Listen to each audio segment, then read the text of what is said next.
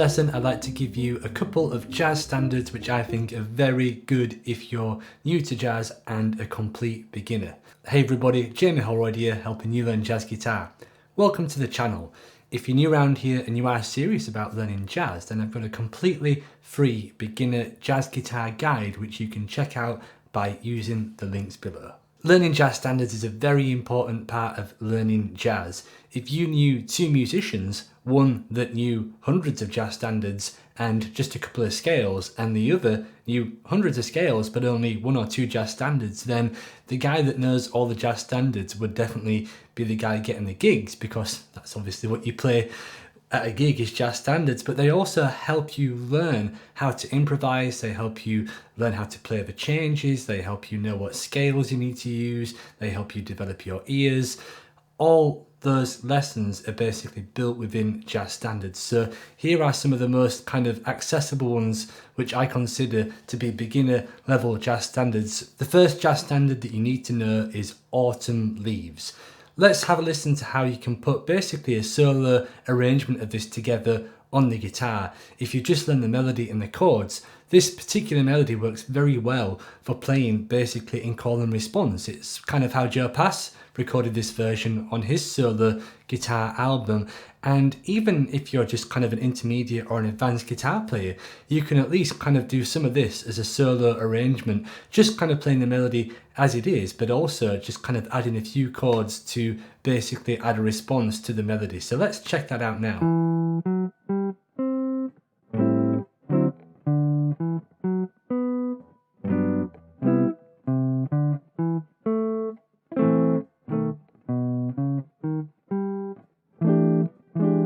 The next beginner jazz standard that everyone should know is George Gershwin's classic tune, Summertime. This is usually played in all kinds of keys, but on guitar, usually A minor and D minor are the most common. It's got a short 16 bar form, so it's fairly easy to memorize the chords. And the good thing about this tune is that you can just use the A minor pentatonic scale to improvise over the entire song and sound somewhat jazzy. Here's an example of a solo that basically I played just using A minor pentatonic over the entire tune.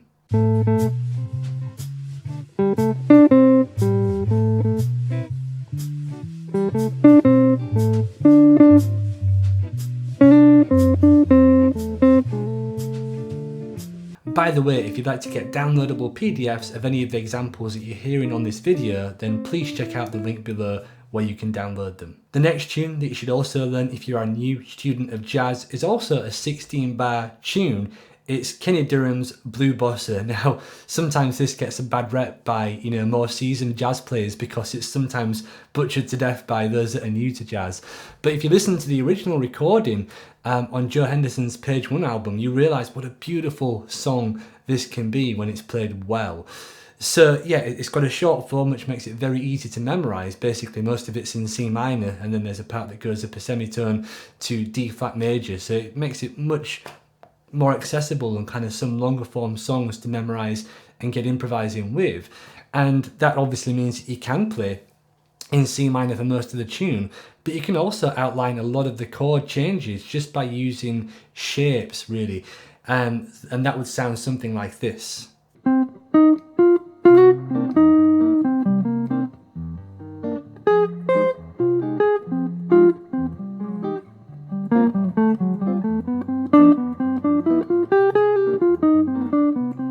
The last tune on this list, which is recommended for beginners, is Miles Davis' classic tune, So What. This only has two chords, which is good and bad. It's good because there's two chords, so you've only got to work on playing over two chords.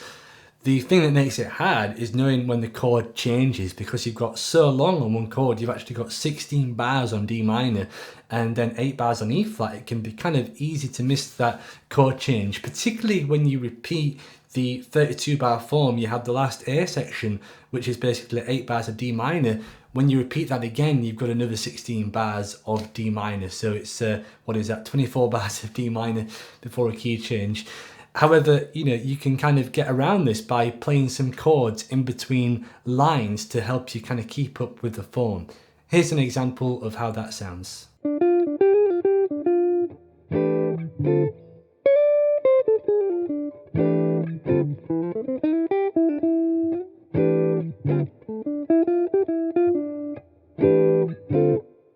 So that completes this list for beginner jazz standards, which I recommend. I think all those are great to be getting on with. The most important thing though is that you just simply start. That's the most important thing. Start with one of these tunes, just pick one of them and see it all the way through. You need to learn the theme, you need to be able to play the chords from memory, you need to be able to improvise from memory, and as soon as you can, start playing with other people if they exist in your area, because that's how you really get learning jazz. Try and see one song fully complete. Yeah, you're probably not going to sound like John Coltrane on the first tune that you do, but you need to have that sense of completion so that when you get together with people or you take a jazz guitar lesson or whatever, you've got some songs and you've got basically some foundations for learning jazz guitar. I hope that this video helps you out. If it did, please click like, and please don't forget to subscribe to this channel for more free jazz guitar video lessons like this. Thank you for watching.